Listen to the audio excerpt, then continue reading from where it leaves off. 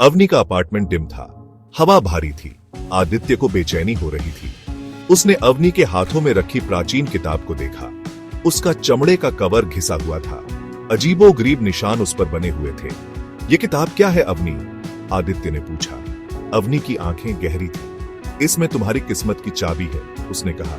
ये एक योद्धा की कहानी है, एक अमृत्योद्धा की। आदित्य ने उपहास किया। अमृत्योद्धा? इसका मतलब क्या होता है? अवनी की आवाज फुसफुसाहट में बदल गई। इसका मतलब है अमर योद्धा। आदित्य को ठंड लग गई। उसने अपने ताबीज को देखा जो वो हमेशा पहनता था, उसकी दिवंगत मां का दिया हुआ एक उपहार। किताब एक अजीब ऊर्जा से धड़कती हुई प्रतीत हो रही थी।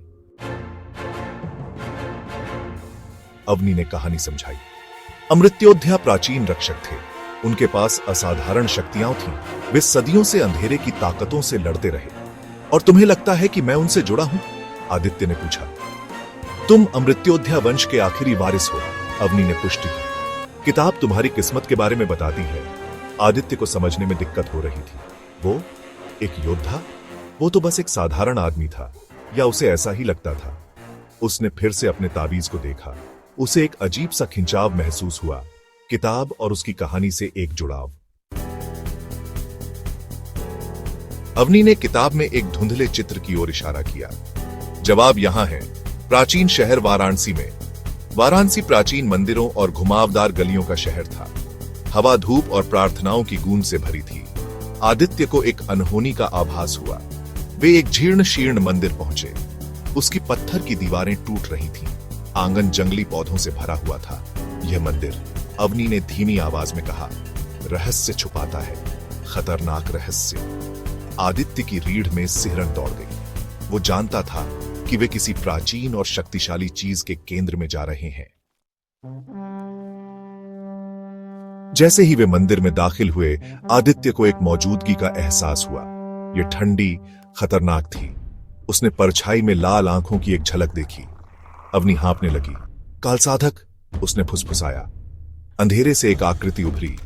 वह लंबा और प्रभावशाली था। उसकी आंखें भयानक शक्ति से चमक रही थीं।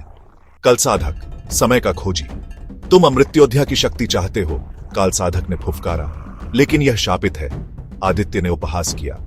शापित? तुम किस बारे में बात कर रहे हो? कालसाधक हंसा, एक भयानक आवाज जो पूरे मंदिर में गूंज उठी। तुम्हें जल्द ही पता चल जाएगा। अवनी आदित्य को मंदिर के अंदर ले गई। वे एक कक्ष में पहुंचे। हवा सदियों के भार से भारी थी। कमरे के बीच में एक विशाल त्रिशूल गड़ा हुआ था।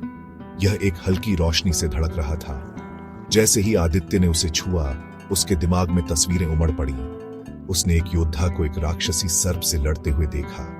उसने अपनी मां को देखा। उसका चेहरा डर से भरा हुआ था। वो ताबीज पकड़े हुए थी। उसे एक बच्चे के रूप में आदित्य के गले में डाल रही थी। ताबीज, अवनी फुसफुसाई। यह तुम्हें सर्प के श्राप से बचाता है। आदित्य अभिभूत था। दर्शन, श्राप, उसकी मां का डर, यह सब बहुत ज्यादा था। कालसाधक कक्ष में प्रवेश किया। उसने अपना हाथ उठाया और उसके बगल में एक राक्षसी प्राणी प्रकट हुआ। यह रक्ताक्ष था, एक रक्त दानव। अमृत्योद्धा की शक्ति मेरी होगी, कालसाधक दहाड़ा। रक्ताक्ष आदित्य पर झपटा। शक्ति का एक झोंका उसके माध्यम से बह निकला। उसने सहज रूप से प्रतिक्रिया व्यक्त की। उसका हाथ त्रिशूल को पकड़ने के लिए निकल गया। त्रिशूल चमकदार रोशनी से धड़क उठा। जैसे ही उसने उसे खींचा, उसने अपने अंदर शक्ति का संचार महसूस किया। अमृत्योद्धा की शक्ति। आदित्य अब एक साधारण आदमी नहीं था, वह एक योद्धा था, जागृत। आदित्य घूम गया। त्रिशूल उसके हाथों में एक धुंधला सा था। वह एक ऐसी क्रूरता से लड़ा जो उसे कभी पता ही नहीं थी कि उसके पास है। रक्ताक्ष गुस्से में दहाड़ा, लेकिन आदित्य अजेय था। हवा ऊर्जा से चटक रही थी। त्रिशूल प्रकाश से धधक रहा था। आदित्य ने आखिरी वार किया। रक्त डीमन को खत्म कर दिया। रक्ताक्ष ने एक अग्लुषणीय चीख निकाली, क्योंकि यह धूल में विलीन हो गया। काल साधक ने देखा। उसकी आंखें संकुचित हो गईं। वह चिल्लाया, यह खत्म नहीं हुआ है अमृत्योद्धा, तुम इसकी कीमत चुकाओगे। और काली ऊर्जा की एक चमक के साथ काल साधक गायब हो गया। आदित्य हाथ में त्रिशूल लिए हाँफता हुआ खड़ा था। शक्ति उसके भीतर धड़क रही थी। उसने रक्ताक्ष को हरा दिया था, लेकिन एक कीमत पर।